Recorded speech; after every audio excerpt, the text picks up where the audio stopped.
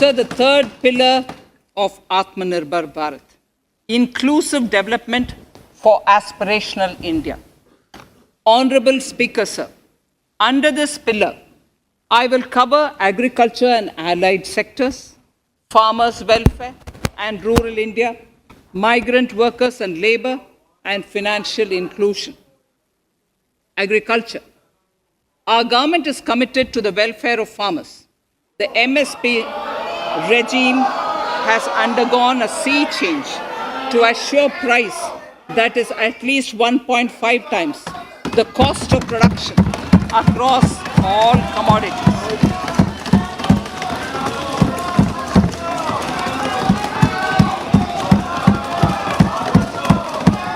The procurement has also continued to increase at a steady pace. This has resulted in increase in payment to farmers substantially. In case of wheat, a total amount paid to farmers in 2013-14. Honorable Speaker, sir, the data that I give now is important for all honorable members to kindly hear. In case of wheat, the total amount paid to farmers in 2013-14 was 33,874 crores. In 2019-20, it was 62,802 crores. And even better, Honorable Speaker, in 2020-2021, this amount paid to farmers was 75,060 crores.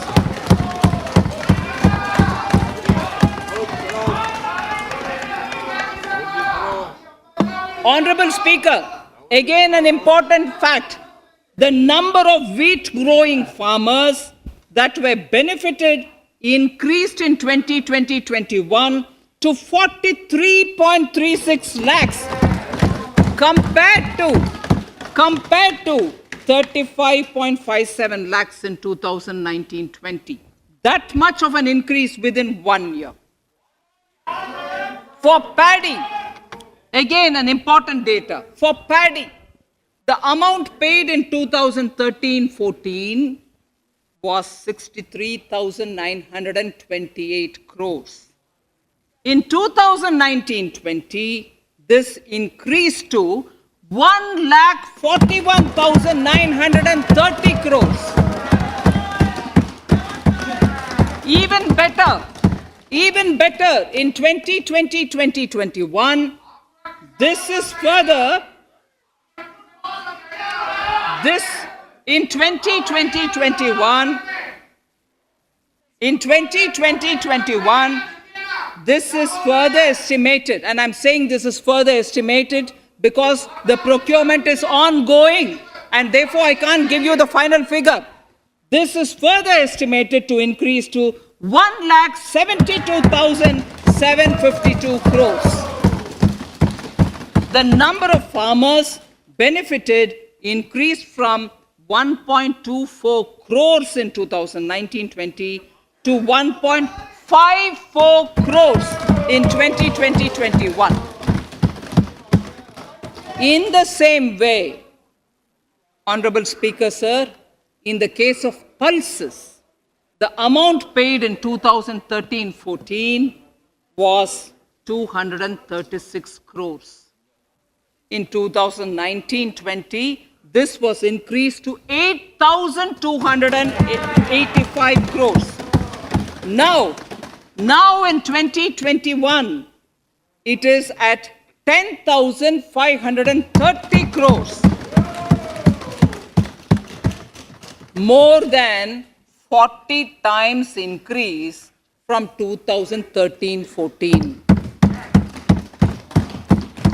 The receipts to cotton farmers have seen a stupendous increase from 90 crores in 2013-14 to 25,974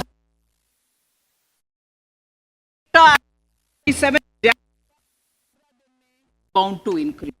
From 90 crores for cotton farmers in 2013-14 to 25,974 crores in 2021. All the details in complete narration is available in Annexure 4 to my speech. Early this year, Honorable Prime Minister had launched the Swamitwa scheme.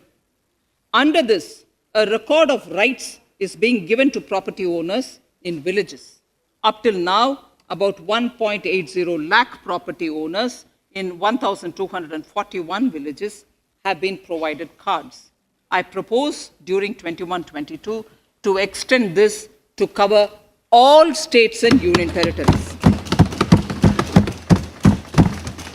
To provide adequate credit to our farmers, I have enhanced the agricultural credit target to 16.5 lakh crores in this year. We will focus on ensuring increased credit flow to animal husbandry, Pashupalan, dairy, and to Matsyakar, to the fisheries. We are enhancing the allocation to the Rural Infrastructure Development Fund from 30,000 crores to 40,000 crores. The Micro Irrigation Fund, with a corpus of 5,000 crores, has been created under NABARD. I propose to double it by augmenting it by another 5,000 crores.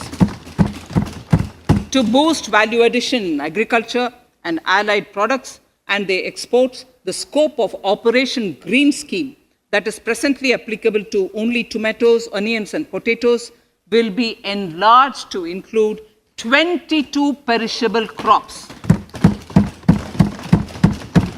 Around 1.68 lakh crore farmers, around 1.68 crore farmers are registered, and 1.14 lakh crores of rupees trade value has been carried out through e-NAMs, the National Agricultural Market.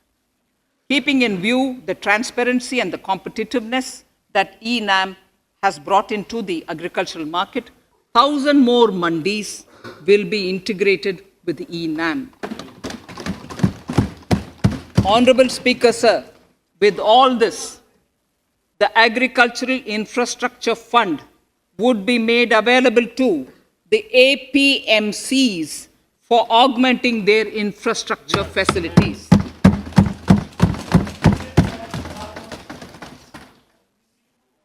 Fisheries. I'm proposing substantial investments in the development of modern fishing harbors and fish landing centers. To start with, 5 major fishing harbors, Kochi, Chennai, Visakhapatnam, Paradip, and Petua Ghat, will be developed as hubs for economic